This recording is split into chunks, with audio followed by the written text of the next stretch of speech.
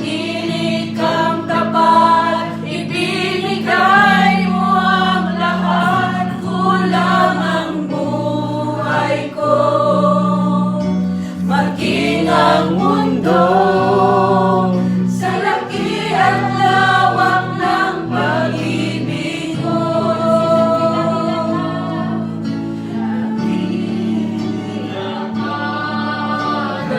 Dakila ka, dakila ang pag-ibig mo. Dakila ka, Dakila ka, dakila ang pag-ibig mo. Dakila ka, dakila ka, dakila ang pag-ibig mo.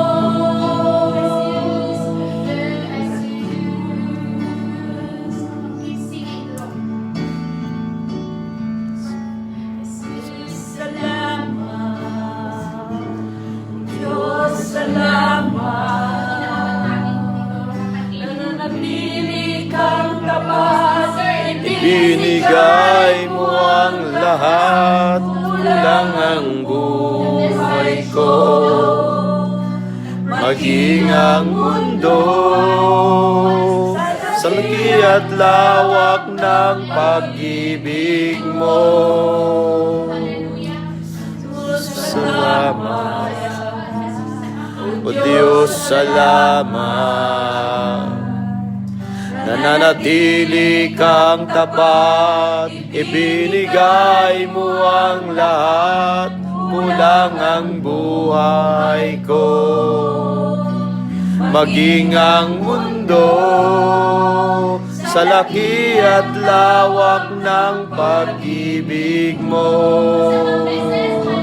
Jesus, salamat. O Diyos, salamat.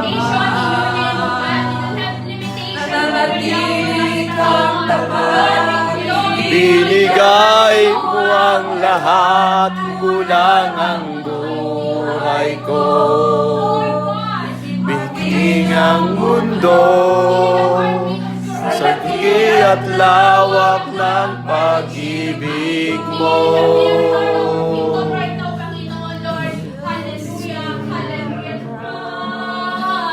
dakila ka, dakila ang pag-ibig Yes, Lord. Oh, dakila ka, dakila ka, dakila ang pag-ibig mo. Dakila ka, dakila ka, dakilang pag-ibig mo.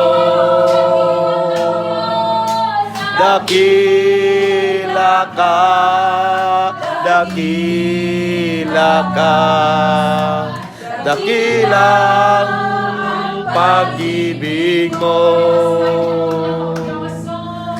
Dakila ka, dakila ka. dakila ang pag-ibig mo.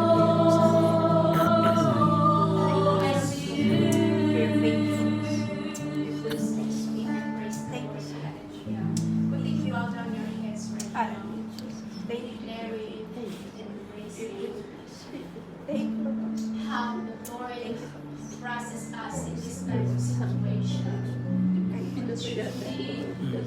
God is so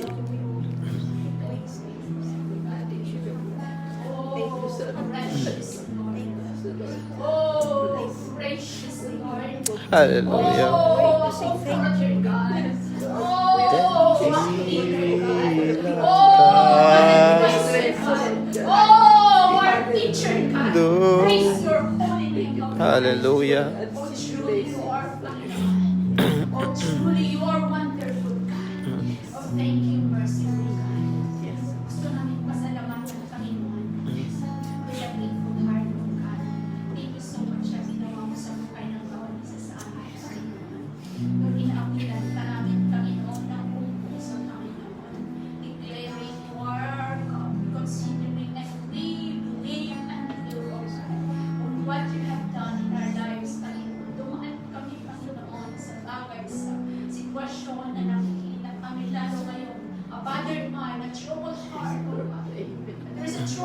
spirit, oh God. But there is a goodness of the thing, Lord God. You are the God who can manifest, oh God. You can use everybody, Father God. You can use your word. You can use every single person. And you can use their souls, oh God. Father, oh God. We acknowledge, oh God, your presence. Continue to be in the midst of us. Continue to embrace us. Continue to uplift us, oh God. Continue to fill our hearts, oh God. We thank you so much, Father. We thank you, Holy Spirit, for being with us once again. Lord God, you deserve the highest praise. You deserve the highest praise. This is our humble prayer in Jesus' name. In Jesus' name. Everybody say Amen.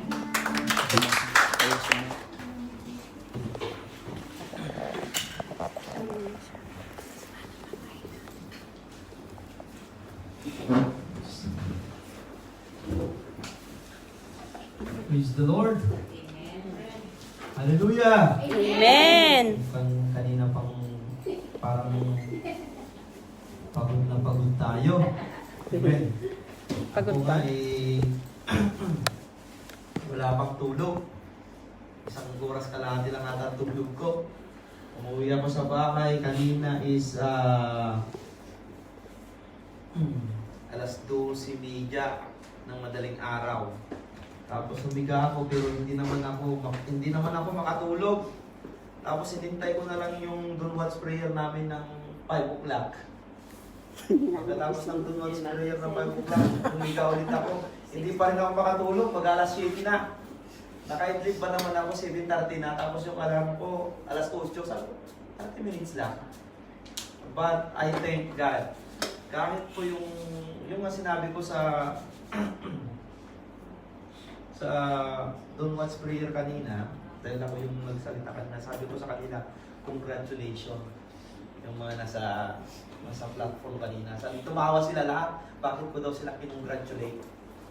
Nung Miyerkules, sa Bible study naman sa Ghana, Filipino Christian Community ng Ghana sa Africa, nagsalita na naman tayo doon about sa Bible study nila.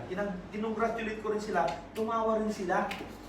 Siguro walang tatawa dito kapag sinabi ko sa inyong congratulations din. Amen. Congratulations. Thank you po sa inyo din. Bakit congratulations? Yes, we have overcome. Ha? Yes. Last 2020, nakita ko naman natin yung pagsubok. Amen.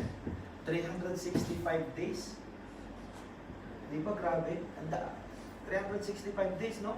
Ilang oras yun? Kasi nung pa atin dati, di ba? Yung about sa oras, about sa sinabi ko sa inyo, ilang weeks, 52 weeks. Di ba? Sa isang taon. 12 months. How many hours? 8,754 hours. Kaya congratulations po. Nasa 2021 po tayo. Amen. Ako pinagpapasalamat sa Panginoon. Mga kanina hindi na ako nakapag-testimony. Huwag kayo mag-alala. Saglit lang ako ngayon. Dala po yung oras. Nagpapasalamat ako sa Panginoon. Kahit minsan kulang-kulang ang tulog ko dahil sa trabaho. Nasa accommodation kasi kami ngayon. Pansamantala nasa accommodation kami. Hindi pansamantala, pansamantagal na. Kasi July 29 ako pumasok sa loob ng company. Ano ng pizza ngayon? Sabi nila dati, pagkatapos ng vaccine, makakalabas na kayo. Tapos na ng vaccine. Tapos sabi na naman nila ngayon, hintayin nyo pa yung check ng antibodies nyo. After check ng antibodies, kapag below 30 yung antibodies mo, papabaksin ka ulit ng isa. Kailangan daw yung antibodies natin lalabas ng 30 para po daw malakas yung immune system natin. Kapag wala kong 30. Pabaksin ulit, sabi sa amin. Para dagdagan yung immune system. Kasi yung mga first batch na nagpabaksin sa amin, nag-check na ng antibodies nila, may bumagsak na isa below 30, babae. Kabayan natin, Pilipina.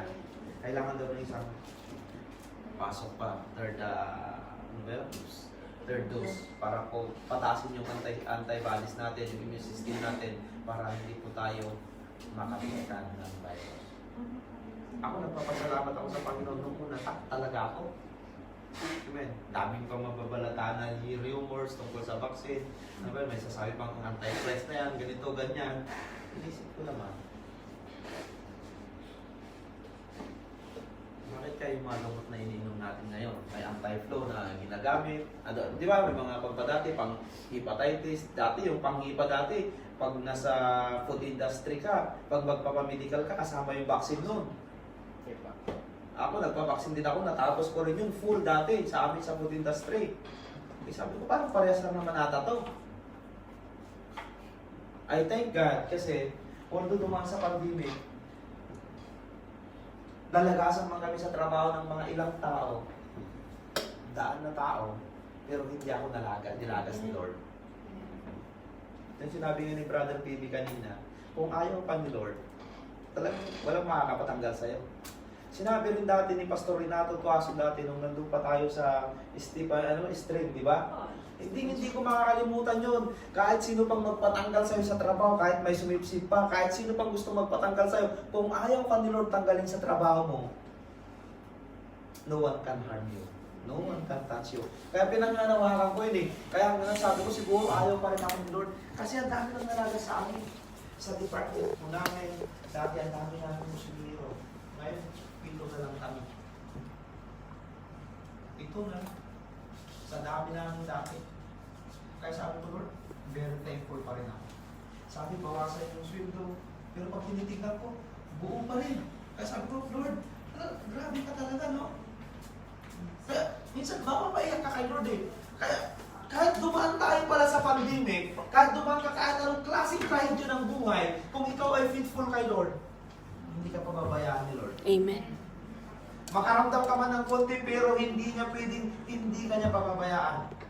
Titignan at titignan ka ng paning ng kamay ng Panginoon, ng mata ng Lord, at hahawakan ka niya. Yun naman ang promise niya. Yun naman ang promise ng Panginoon. Kahit anong pagsubok sa buhay, kung tayo may maging tapat. Kaya ako nagpapasalamat talaga kay Lord. Saka, beyond the pandemic, nagkaroon pa kami ng malaking blessing sa buhay. Minsan yung iba nga napupromote pa pala, no? Kahit pandemic, yung iba, nabibigyan pa ng blessing.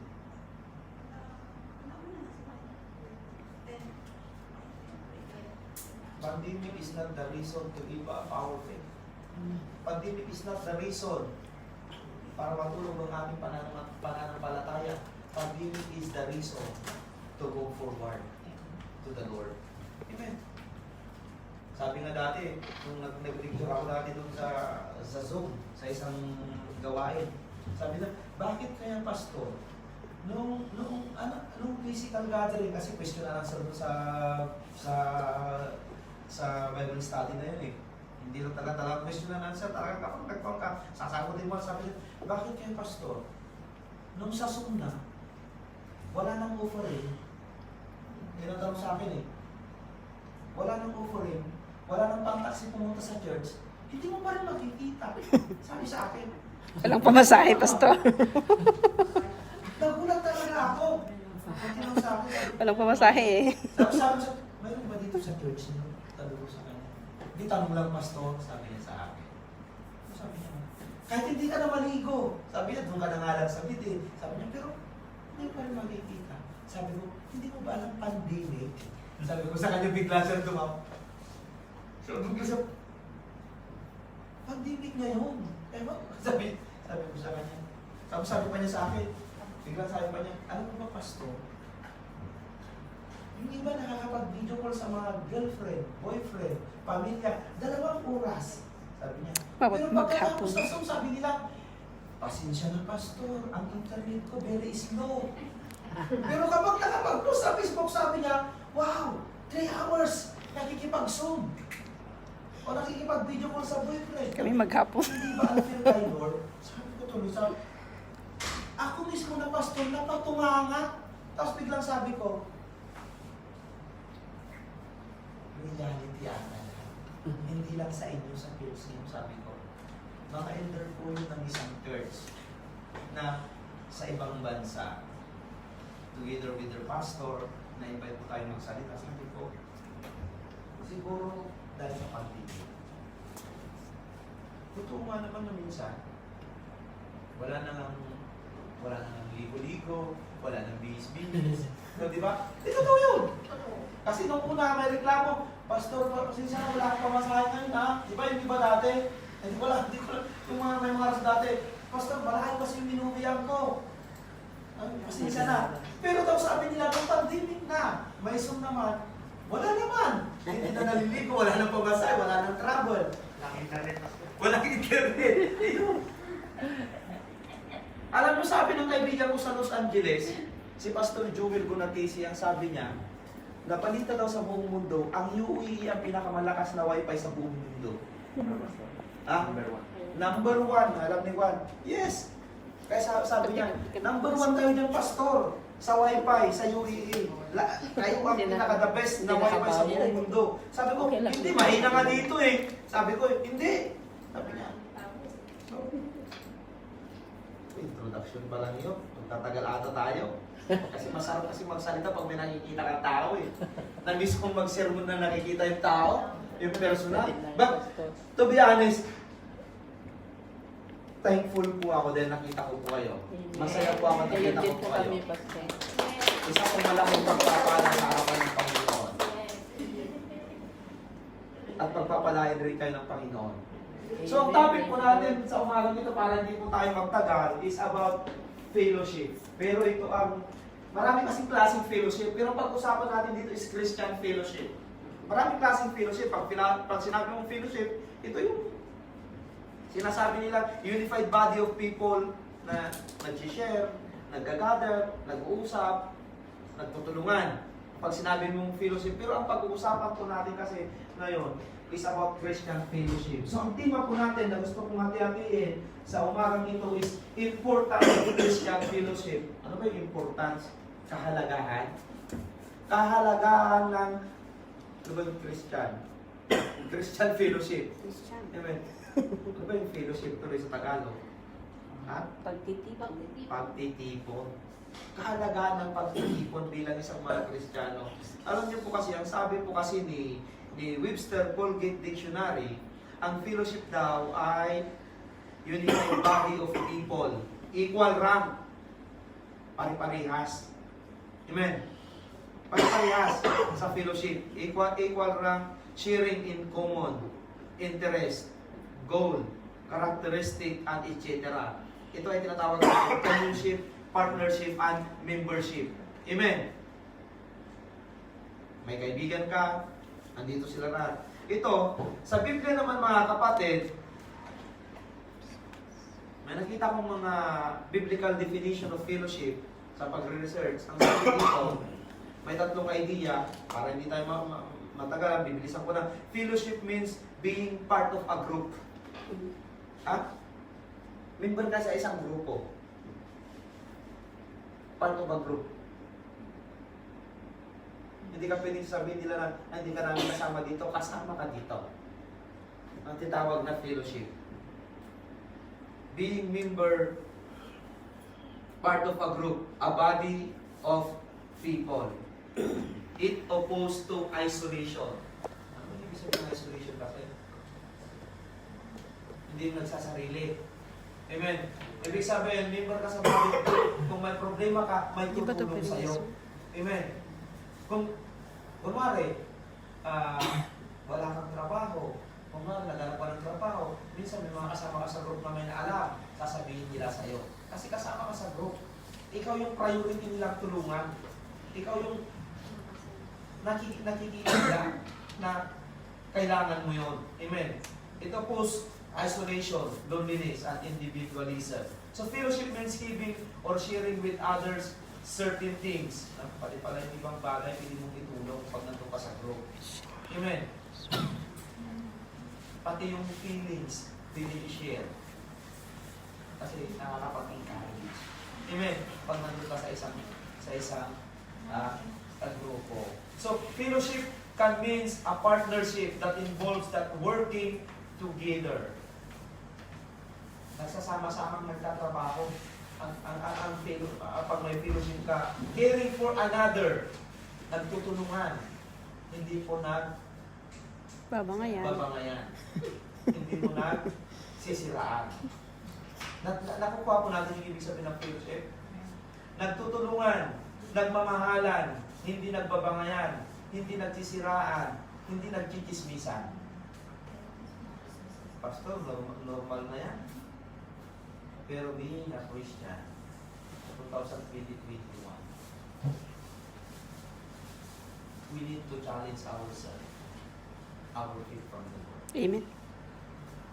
Try to be a blessing.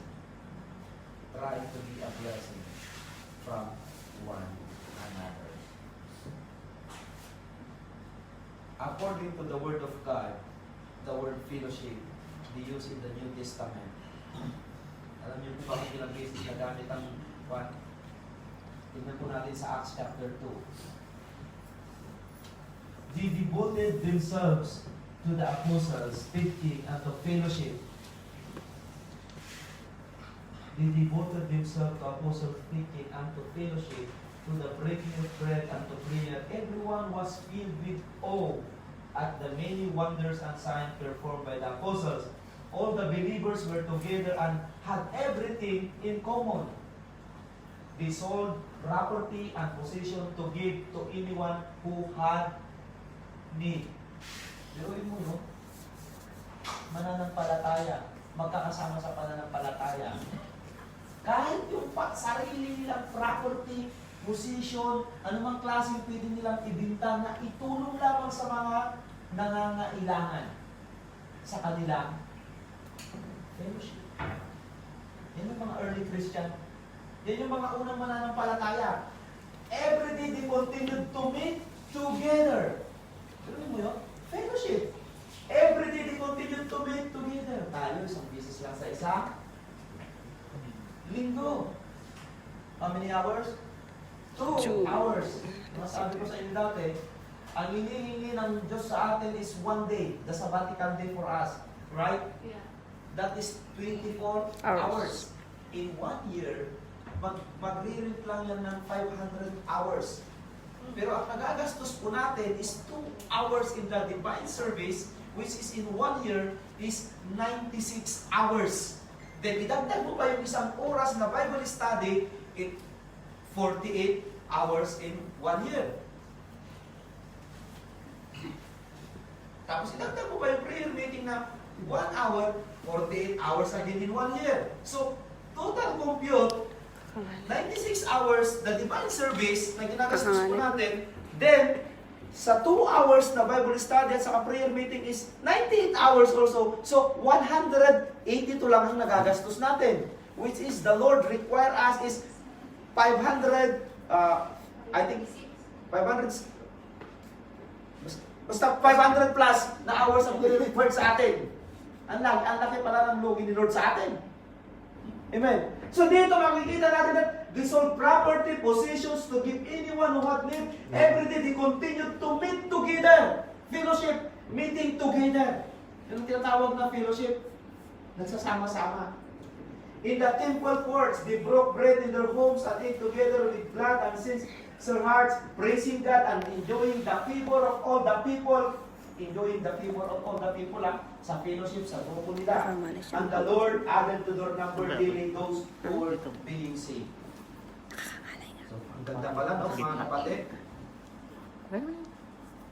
The early Christian was devoted themselves in fellowship. So, why is Christian fellowship is important anyway? Ano yung makikita natin dyan? Na bakit napakahalaga ang Christian fellowship? Yung ganitong meeting together. Bible studies, prayer meeting, that is fellowship. Papalakasan. Amen. Nagpapalakasan. Totoo po yun. Amen. Hindi kung nag-iisa ka lang, sino magpapalakas sa'yo? Amen. Two is better than one, sabi nga nila. Yes. Diba? Tama po yun. Tama po yung sinabi ni Brother Bebe, para magpapalakasan. So dito, ang unang pag-aaralan po natin, fellowship make us stronger. Galing, no? Kuha ni Brother Bebe. Fellowship make us stronger. Ang pagpupulong, ang pag-gather, ang ganitong ginagawa natin is nagpapalakasan ng bawat isa. Kasi minsan, pag may nararamdaman ka at may problema ka sa buhay, minsan hindi mo masabi-sabi kahit sa pamilya mo, nandito ka sa abroad. Minsan nasasabi mo pa sa kaibigan mo. Minsan sa kasamahan mo sa church. Diba? Nararanasan nyo na may nararamdaman ka. Minsan ayaw mong sabihin sa sarili mong pamilya. Kasi ayaw mo silang mag-alala. Sa sitwasyon mo dito sa ibang bansa. But, sometimes, you have the courage to tell inside the fellowship. Bakit? Sasabihin mo, kapatid, please, intercede us. Intercede nyo ako sa prayer. Di ba nagsasabi mo? Kasi ganito nararamdaman ko. Kasi ganito may problema ako. Then kapag may isang kapatiran naman na lumapit sa iyo at nasabi mo, siya naman ang magpapalakas sa iyo ngayon, bibigyan ka ng mga encouragement. Wala naman sigurong Kristiyano nagdi-discourage sa isang Kristiyano na nanghihina. Hindi naman ako naniniwala yung i-discourage ka pa. Eh yun, hindi na po Kristiyano yun. Yung nagdi-discourage. Right? Kapag nakita mo yung isang tao nanghihina at di-discourage ka at Kristiyano yun, hindi ako naniniwala ng Kristiyano yung nagdi-discourage. Honestly speaking, I will not believe those people or those people who's claiming that they are in the faith but they are discouraging somebody or someone else in the faith. Hindi ako naniniwala doon. Kasi kapag ang isang Kristiyano at mananampalataya sa isang fellowship, naniniwala ako na kapag lumapit ka at nangangailangan ka ng tulong, tutulungan ka.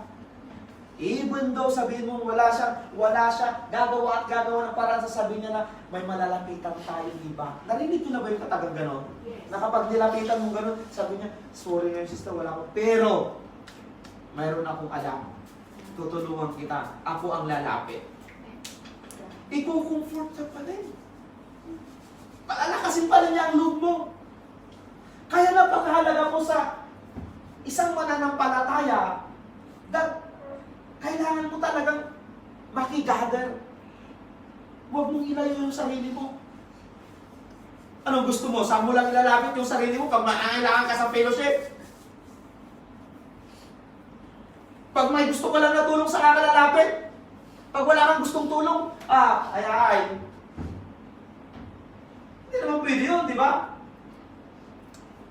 Because okay lang pastor kasi Kristiyano mga yun, tutulungan pa rin nila ako. Yes, tutulungan ka nila. Then, ang pinag-uusapan dito, yung blessing ni Lord. So sa fellowship mga kapatid, napakahalaga po talaga na may gathering. Bakit? Dito tayo nagpapalakasan.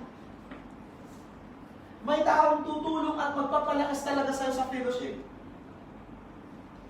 Bakit? Dito ka makakarinig ng salita ni Lord na makakaintarin sa'yo. Amen. Ang pinag-usapan po natin, hindi mo yung fellowship na non-Christian na Christian fellowship po.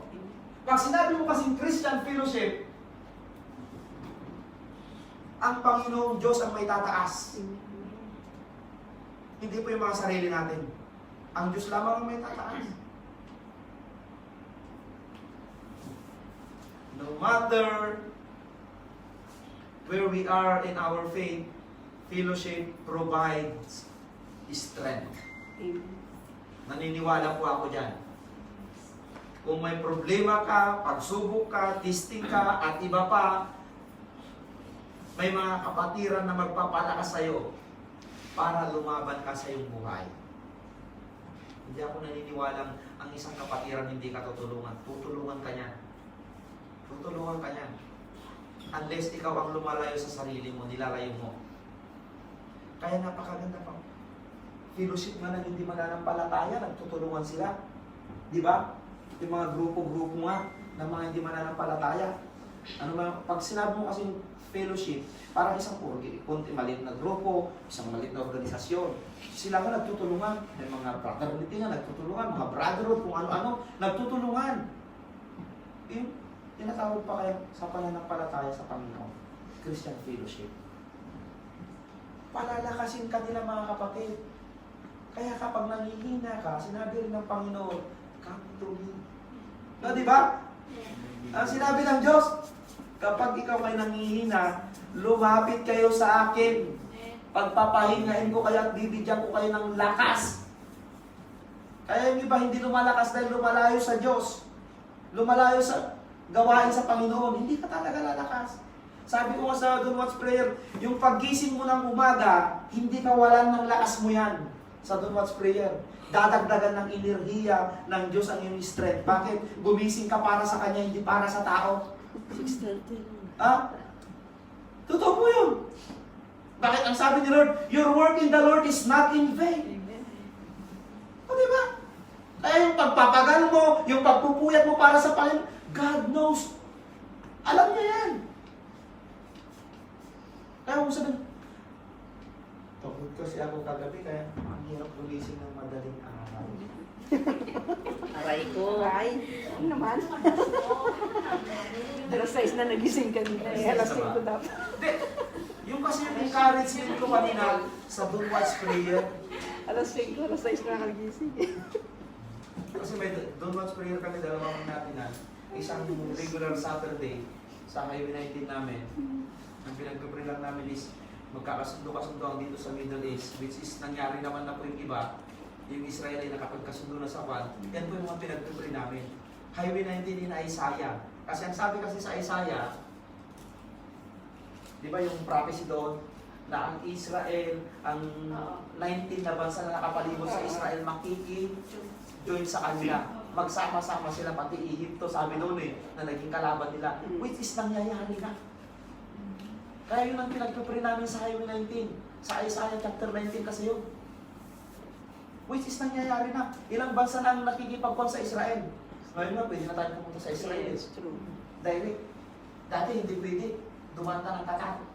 Ngayon pwede na ngayon. May flight na Israel to Abu Dhabi, Israel to Dubai. Panto na bigat. So, fellowship makes us stronger. Hindi nyo ba nararamdaman na kapag nandun pa sa loob ng church at nakikipag-usap pa sa yung mga kapatiran is lumalakas ang pakiramdam mo? Meron lang pinag-uusapan at naitataas yung nandun sa taas. Amen. Ah? Huwag pinag-uusapan yung sarili natin na bida tayo. Dahil, baka balang araw, mawalan ka ng gana. Dahil ang sarili mong itinataas mo, hindi yun. Pero kapag lagi ang Diyos ang tinataas natin, mag-i-enjoy ka sa fellowship.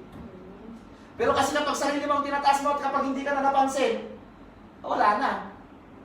Parang wala akong silbi ah. Parang, KSP ka kasi, ano ba yun? KSP ba yun? Masakit man sabihin. Kasi kapag gusto mo kasi, center of attraction, hindi ang Diyos ang center of attraction sa buhay mo, balang araw, ang patawag mo, madi-discourage ka sa fellowship mo. Pero kapag nakatingin ka lang sa Diyos lagi, at ang gusto mo lang ang Diyos lagi ang may tataas sa buhay mo, siya lang lagi ang makikita at matataas sa buhay mo, hindi ka madi-discourage sa fellowship. Kasi ang tao, nakaka-discourage. Pero ang Diyos, hindi nakaka-discourage. Amen. You cannot please everybody, sabi nga nila. Amen. Ano sabi ng isang pastor na nagsermon? You will face rejection, sabi niya. Because even the Lord Jesus Christ, they reject Him, sabi niya.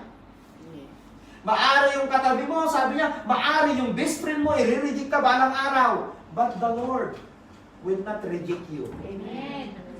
O, di ba? Kaya sabi niya, dapat ang may taas lang si Jesus Christ. Kaya sa fellowship pala, kailangan lagi ang may tatas, hindi yung sarili natin. Huwag natin titingnan yung sarili natin, dahil ang sarili natin, makasalanan tayo. We are sinners. Noon pa. Mga madudungis tayo. Because of the grace of God, because of the favor of God, naging malinis tayo sa harapan ng Panginoon. And that's why, don't show ourselves. Tumingin ka lang sa taas. Para yung fellowship mo, sasabihin mo, Lord, ikaw lang ang bida, hindi ako. Diba? Kasi pag ginagawa mo sa sarili mo na ikaw laging bida, balang araw, kapag hindi mo na nakikita yung wala nang nag-hi sa'yo, wala nang nagkumusta sa'yo, sasabihin mo ngayon na, wala nang naglalab sa akin. Hindi man lang nila. Tapos ilalayo mo na yung sarili mo. Yung kasi tignan mo yun. Hindi ka madi-discourage sa fellowship mo kapag nakatingin ka kay Lord. Lalo kang lalakas sa pananampalataya mo. Amen.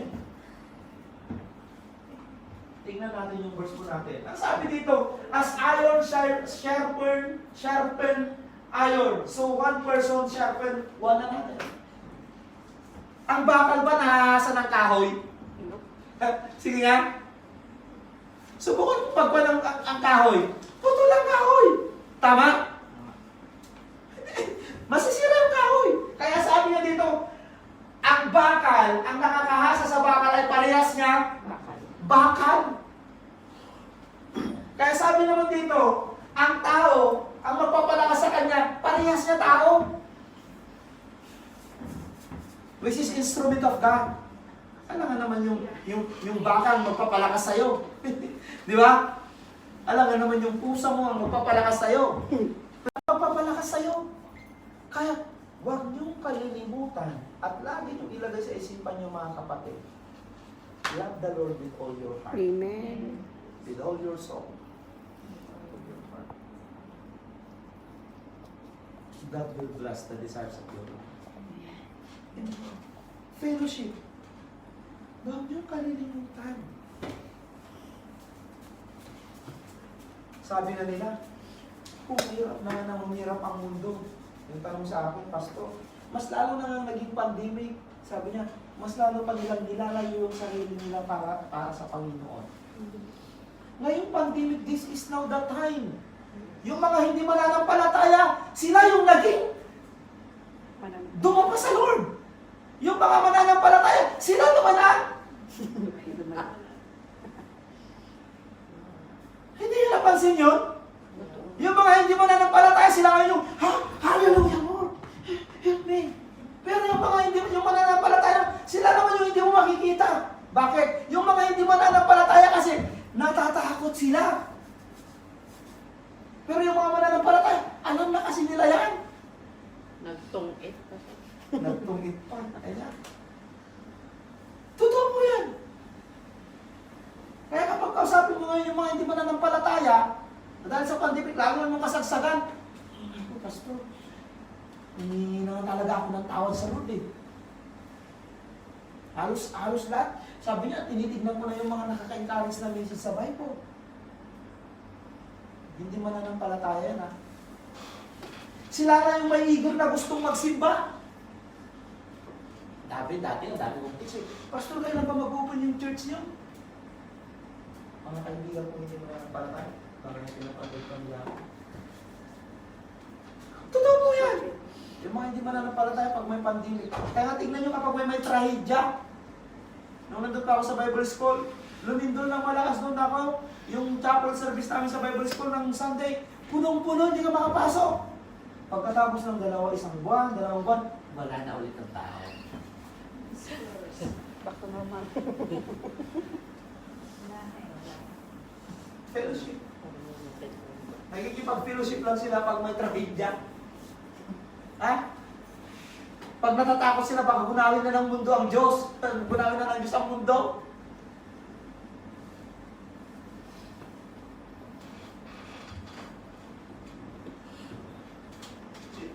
Kaya nga, kung gusto niyo maging malakas, fellowship. Kailangan naman lumapit ka kay Sister Telma, i-discourage ka niya. Ha?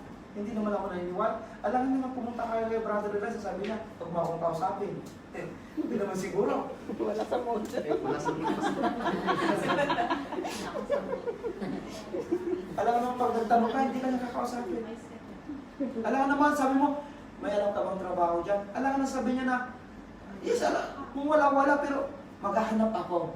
Yun yung magpapalakas sa'yo, di ba? Magtatanong-tanong ako sa mga kaibigan ko. Yun yung magpapalakas sa'yo. Dahil bibigyan ka nila ng strength. Amen. Eh kung wala kang ka-fellowship, ikaw lang nag-iisa. Loneliness. Individualism. Isolation. Walang tutulong talaga sa'yo. Walang magpapalakas sa'yo. Kaya maraming Tiwakal. Maraming klase pagpapatiwakal ha. Kasi walang nakaka-encourage sa kanila. Walang nakakapagpalakas ng loob nila mga kapatid. So napakaganda po yung fellowship. Alam niyo po ba, kahit saan ako pumupunta na organisasyon, kahit sino nagyayaya sa akin, sumasama ako sa kanila basta ang naitataas lang ito. Kasi fellowship yan. Sagana nga mga kapatid, every miss din nila akong ginawa, sabi nila, Pastor, pumunta ka na lang dito. Dati nakunto ko na sa asawa ko yan dati. Ilang taon na nakakalipas, kinukuha nila ako dun. May sweldo ng pastor. $1,800. Kinukumpir ko nga yung sahod ko dito dati, sabi ko sa asawa ko eh. Sabi ko, $1,800, malaki rin ah. Kasi dollar pa lang pera doon. Sa Ghana, Africa, Accra. May Filipino community church doon.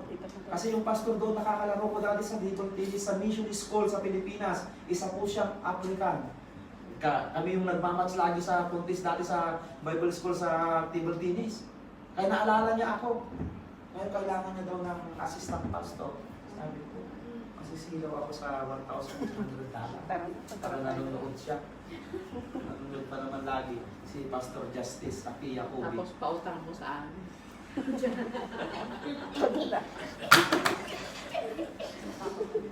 Fellowship.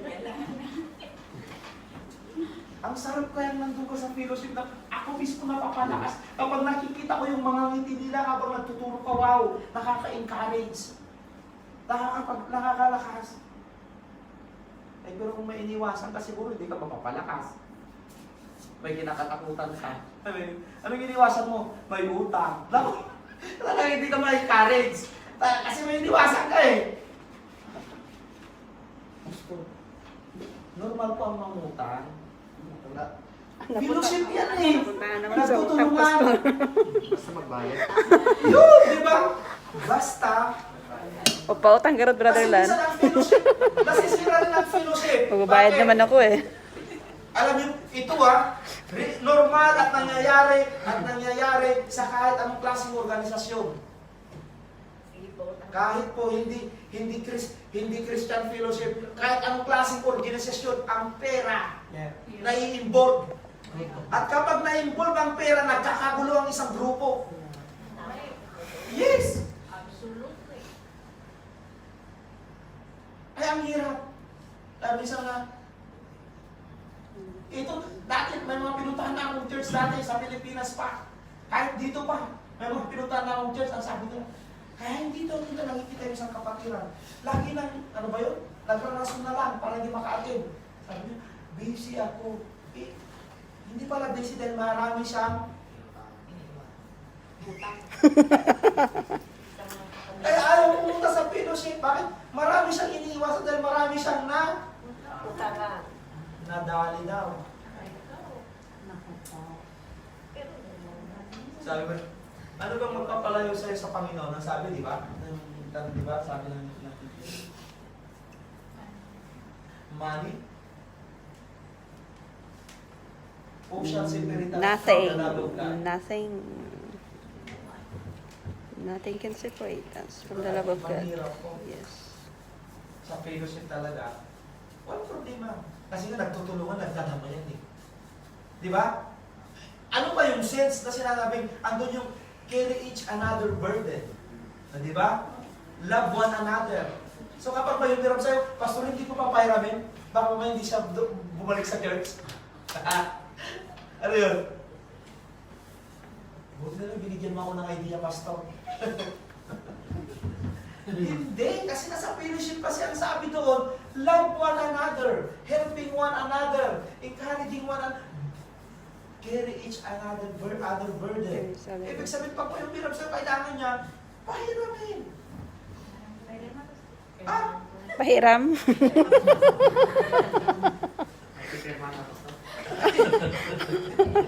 Pahiram, Pastor.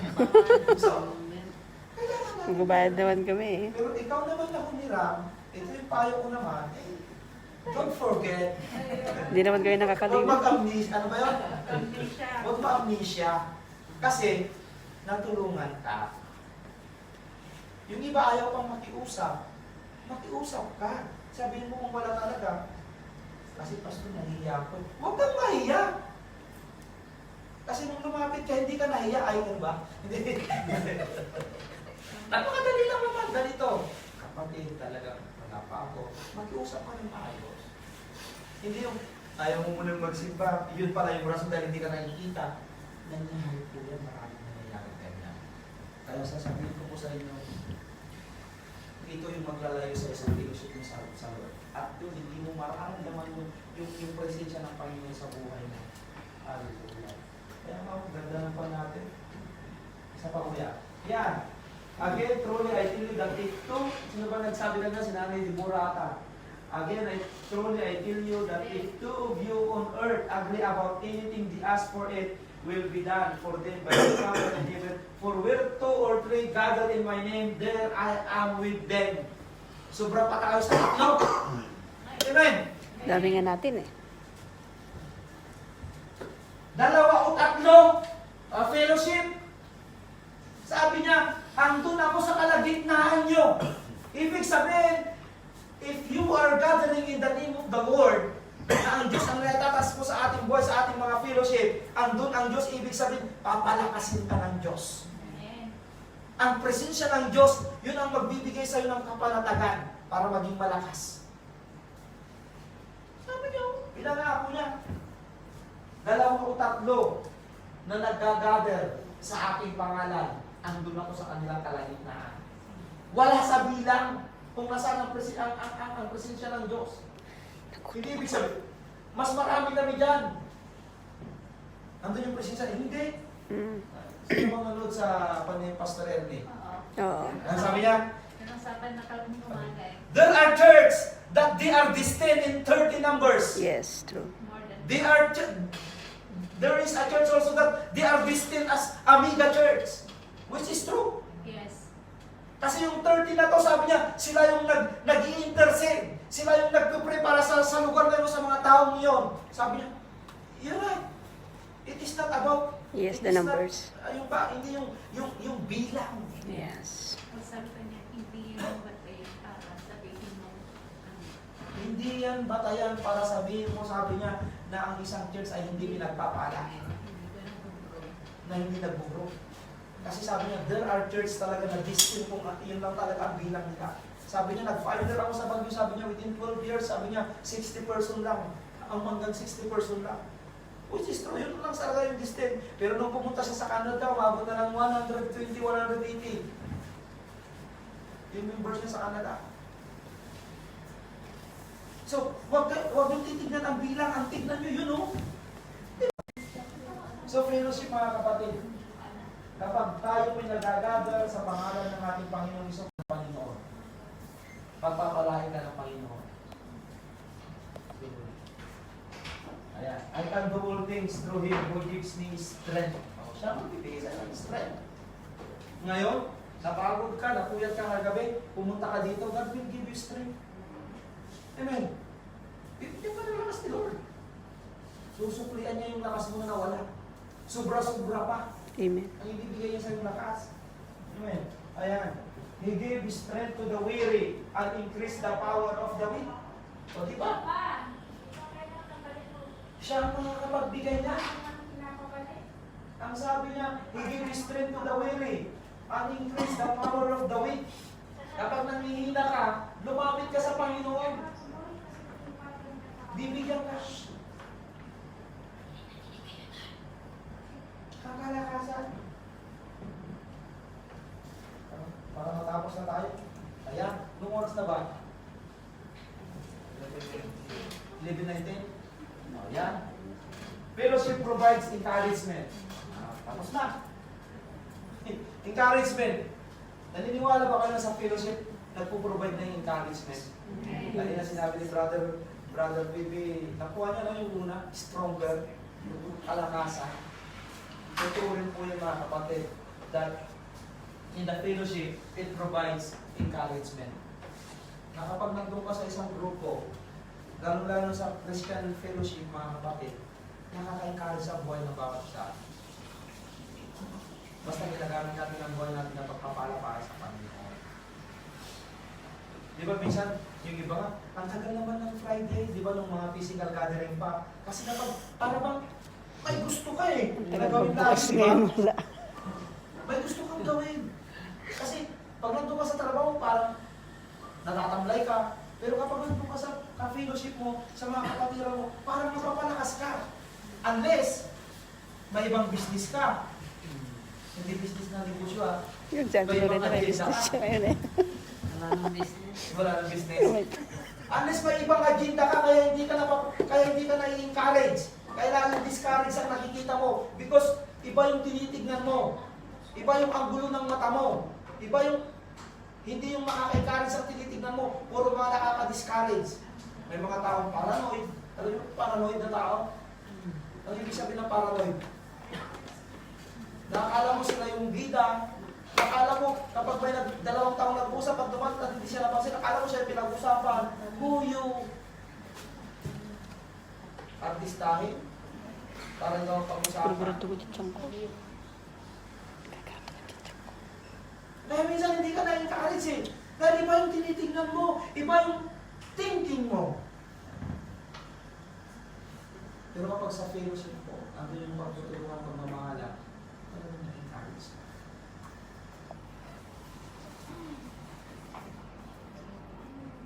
Kaya napakahalaga po dapat na tayong mga mananampalataya. We need to gather. Yun po sinabi kanila sa Acts, di ba? Don't forget to meeting together. Doon pa nga kanina sinabi, pati po yung panila, bilinta nila, ang sabi pa doon, itunulong sa bawat isa mga kapatid. Mm. So, tignan po natin yung Hebrews. Dito tayo magbukan. Ang sabi dito, and let us consider how we spur one another on toward love and good deeds, not giving up meeting together, as some are in the habit of doing, but encouraging one another. And all the more you see the days as approaching. Alam mo mga kapatid, pagulo na ng pagulo ang mundo. Why not treasure those things that God gave unto us? Alam niyo po ba nung last na nag-share din ako, na-share ko yung great challenges this 2020-21 sa isang church, sa Zoom nila. Dalawa yung sinabi kong great challenges na pagdadaanan nila.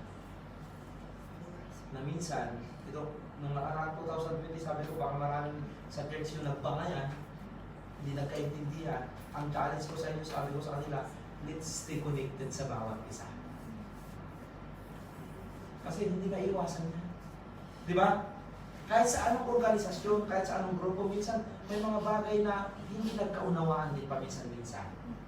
Kaya ang sabi ko sa kanila, let's stay connected sa bawat isa. Kung hindi nyo na-improve noon yung pagkakaibigan nyo noong 2020, sabi ko sa kanila, I challenge you, 2020-2021. Ang daming umagulgol, ang dami pa lang hindi nagkakaintindihan din sa church nila. Oo, kahit sa sundan. Sabi ko, ito yung taon, 2020-2021 na kapag hindi mo inayos yung relasyon mo noong 2020-2020 at dadalhin mo sa 2020-2021, sabi ko, walang makaka-encourage sa iyo. At wala rin mai-encourage sa mga buhay. Hindi ba? Tayong mga mananampalataya, dapat tayo yung nakaka-encourage sa ibang tao. Lalo na yung mga hindi mananampalataya. So, encouragement. Kung pag-usapan natin yung ang fellowship nagpo-provide ng encouragement. Di ba sinabi ko sa inyo kanina, wala naman siguro Kristiyano. Di ba? Wala. Wala. Wala. At kung mayroon man, ayusin mo ang blessing ni Lord.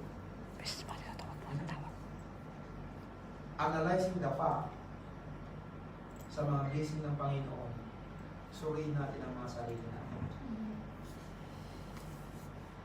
Yung sinabi ni Brother TV kanina, sa testimony ng mga kapatid. Minsan, nag-give up ka na, ayaw mo na. Masabi niya, uwi na siya, nakabalot na lahat.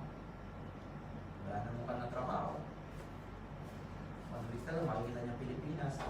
Nakapagahin na nga, nakapan na nga natin. Pati bag niya eh. Pero gumawa pa rin ng paraan ng Diyos. Amen.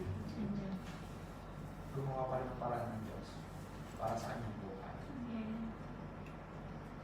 Sa buhay po natin mga Kristiyano, kapag tayo po'y naging faithful kay Lord, I guarantee you, 100%,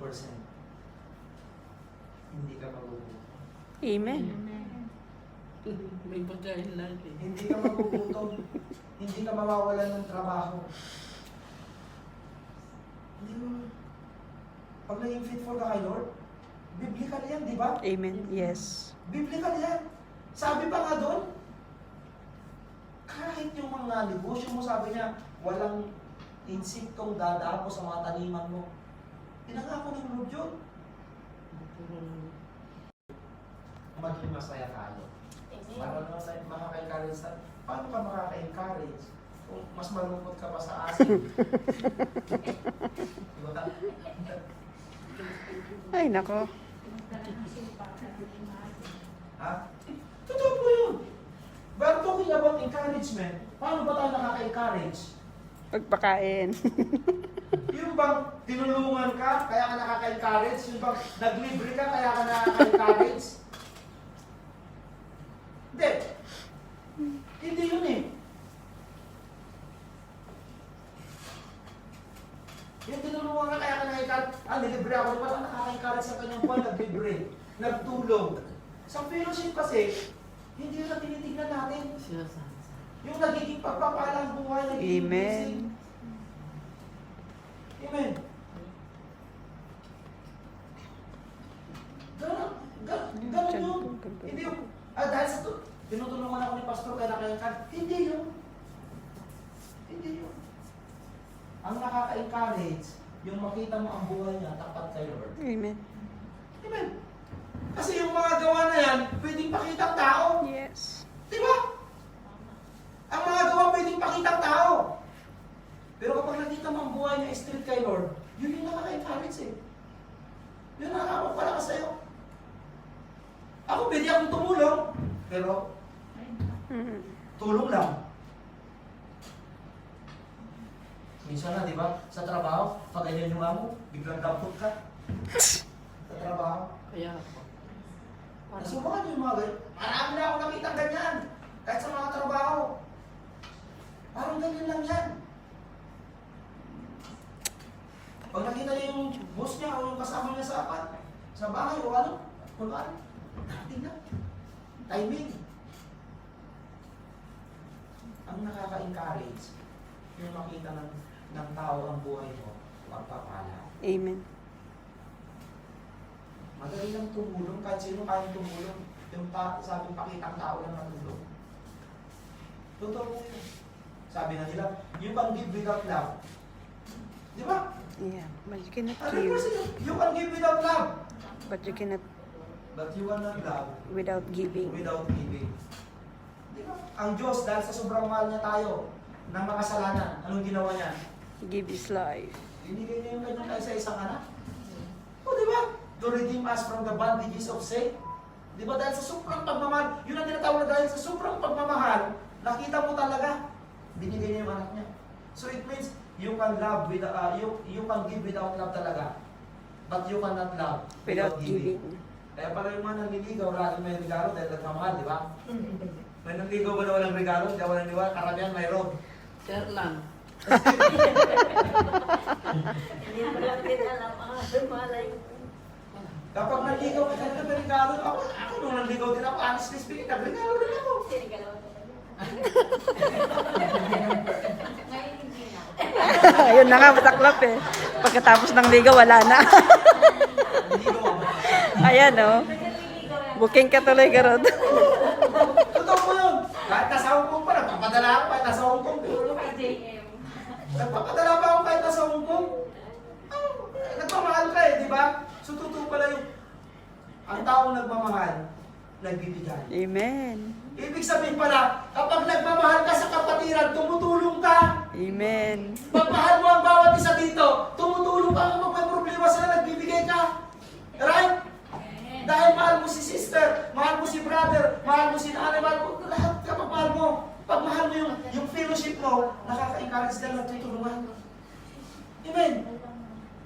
pag may nagmahal naman na, siguro, no choice. No choice.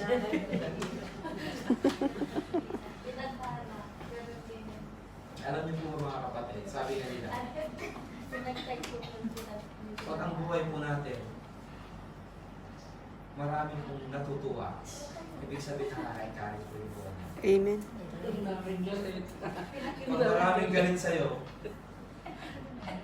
huwag lang naman siniraan ka. Kung the other side kasi, mayroon naman na maraming galit sa'yo dahil nasiraan ka. Kasi kunin mo naman lahat yung angulo.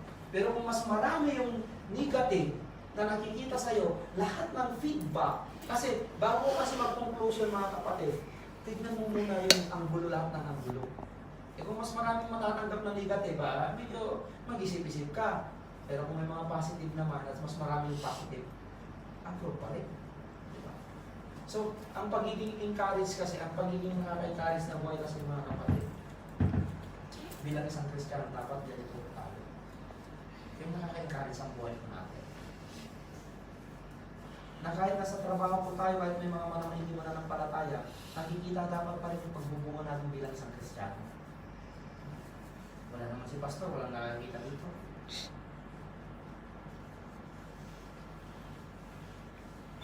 Kaya minsan, kaya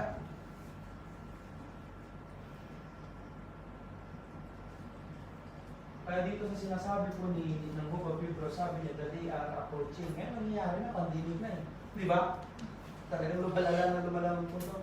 Kaya ang sabi niya, ayun o, encouraging one another. Kasi ngayon, pandemic, maraming nawawalan ng pag-asa sa buhay. Maraming nag-give up. Kaya dapat tayong mga Kristiyano, ito yung work natin, maging encourager tayo. Huwag po tayong mag-discourage. Maging encourager tayo. Lalo sa fellowship, sa mga ganitong fellowship. Dapat nga nasasabik tayo para kay Lord. Biruin mo 9 months na walang physical gathering.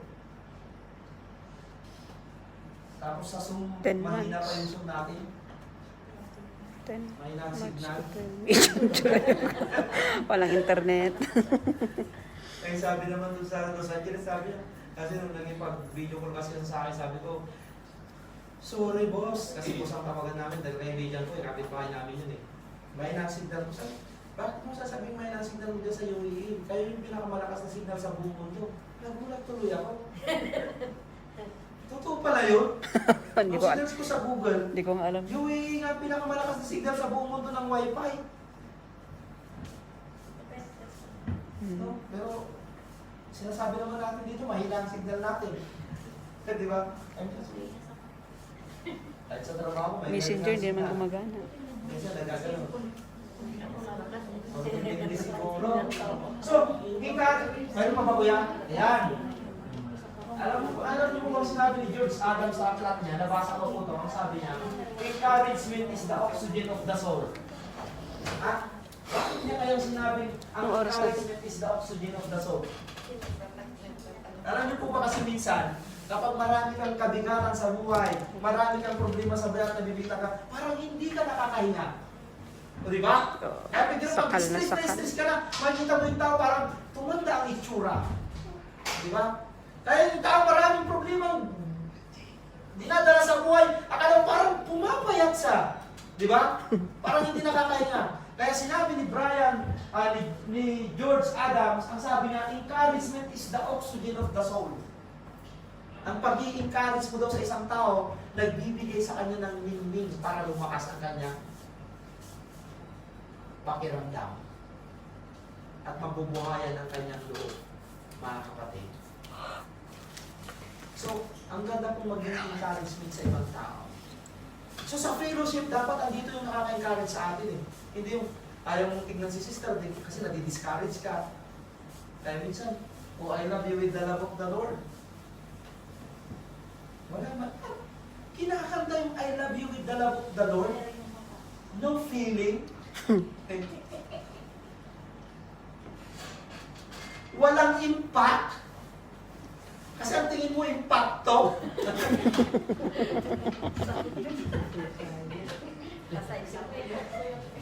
Kasi ayaw mong makita. Di ba? I love you. Hindi mo magkatinignan yung, hindi mo kasi ma-feel yung I love you with the love of the Lord kapag hindi kayo nagtinginan eh. Dumaan lang yun. Dapat eyes to eyes talaga para ma-feel mo talagang I love you with the love of the Lord. Tapos, may pinipili kang kamayan. Diba? May pinipili kang kamayan. Minsan lumilihis ka ng daanan. Mga kapatid, 2020-21 na. Sabi minsan, pag dito sa church, iniiwasan ko magbitaw ng mga salita. Pero pag sa ibang church, pag nagbibitaw ako ng mga salita, ha? Hindi. Pag sa ibang church talaga, kahit nakikita ko sila, nakakapagbitaw ako ng salita talaga ako. Kasi dito para bang ipukontrol mo, baka sabi na, naku si pastor at papasagin. Naku si pastor nagpaparamdam. Pero kapag sa ibang church talaga, binibitawan mo talaga yung mga kata talagang gusto kong bitawan. Bitawan mo lang, Pastor. Diyos ko.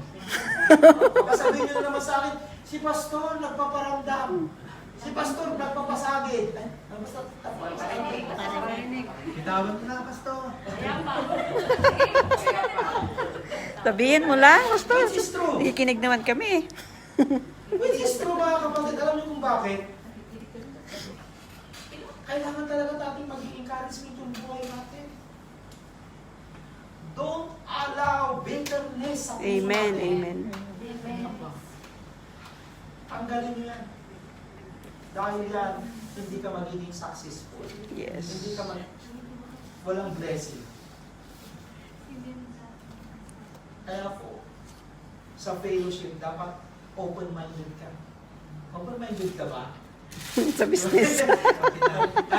Sabi, natatakot ka kapag may nag-business sila, open-minded ka, no? Sige, natatakot. Di ba? Minsan may mag-pim sa'yo, sis, open-minded ka ba? Minsan ayaw mong buksan eh. Kasi minsan, ang dami rin nagsasabi sa akin yan. Minsan, pastor, open-minded ka? Minsan sabi ko na ako. Pero sa isang fellowship, dapat open-minded po tayo. Amen. Amen. Huwag tayo magtakot. Yung iba pag nakabasa ng open-minded sa Facebook, sa inbox, Iba na yun eh. hindi mo na bubuksan. Dapat sa fellowship, open-minded po tayo. Amen. We need to accept if we have mistake. Yes. Right? We need to say sorry sometimes if it is needed. Amen. Sorry sister. Sorry brother. I stand to be corrected. Open-minded dapat tayo. Para maging encouragement ang buhay po natin. Hindi kapag nasita ka. Ikaw din eh. Diba? Nakita rin kita. Oh, diba? Vice versa. Hawak kamay. Tayong dalawa. Sabi. Sa pag-report. Kapatid. Sasaraduhan ko lang po ito, mga kapatid. Encouragement is the oxygen of the soul. Kapag Tumatawag na mga ito. ang mga katagang lumalabas sa bibig mo ay nakaka-encourage, nakakapagpagaan sa isang tao, nakakatulong sa isang tao. So, hindi mo naman siya siguro ma-encourage kung walang physical gathering. Pastor, pwede na ngayon, PM. Kasi minsan ang PM nakakalito. Minsan nagmamayo yung PM. Na-PM sa akin yung iba. Na-miss to. Booking tuloy. Marami nami-miss din sa akin minsan. Kaya, fellowship, meeting together. Yan po yung hinahanap natin. Meeting together. Yung excited tayo na magkakasama-kasama. Amen. Encourage one another. Palakasin ang bawat isa. Hindi pahinahin ang isa. Hindi i-discourage ang isa. Bagkus palakasin siya, i-encourage siya para ano man yung hamon ng kanyang buhay ay kaya niyang harapin. Amen. At kapag ikaw naman ang ini-encourage, samahan mo naman ang gawa. Amen. Kailangan mo naman idulog kay Lord. Kasi, ang sabi, lagi mong sinasabi sa inyo, hindi na mangyayari yung uulan ng mana ngayon. Ha? May mga taong naghihintay eh. Hindi na mangyayari yung umulan ng mana ngayon. Tapos na.